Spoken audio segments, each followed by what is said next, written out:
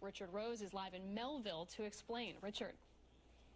Yes, good evening, Jessica, Dick. We're talking about a pretty old steam locomotive here, one used by the LIRR from the 1920s through the post-war boom.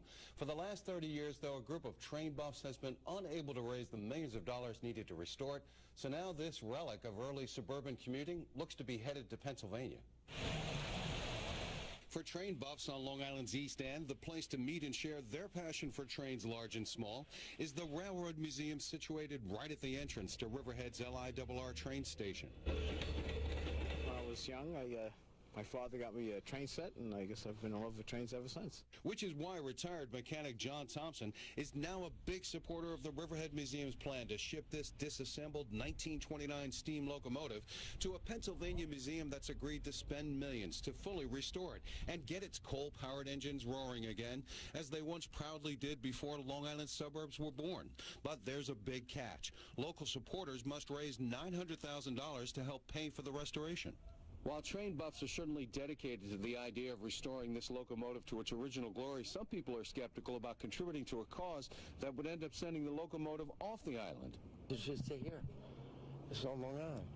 It's the Long Island Road, not the Pennsylvania Road.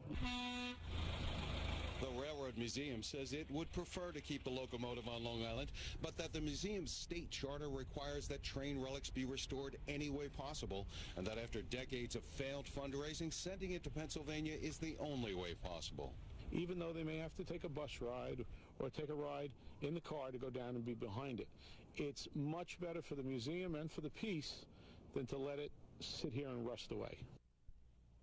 Ed Fisher says he expects to mostly raise the money he needs to complete the deal from the thousands of out-of-state tourists that visit the museum each year.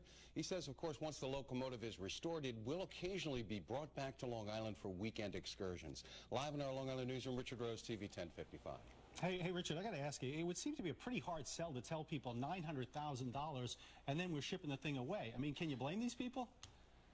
Not at all. You know, everybody we spoke to locally said, in fact, one person even said, oh, that's a great idea. Let's save the locomotive. I said, but then they're going to ship it to Pennsylvania. So don't forget it. Absolutely not. That thing needs to stay here.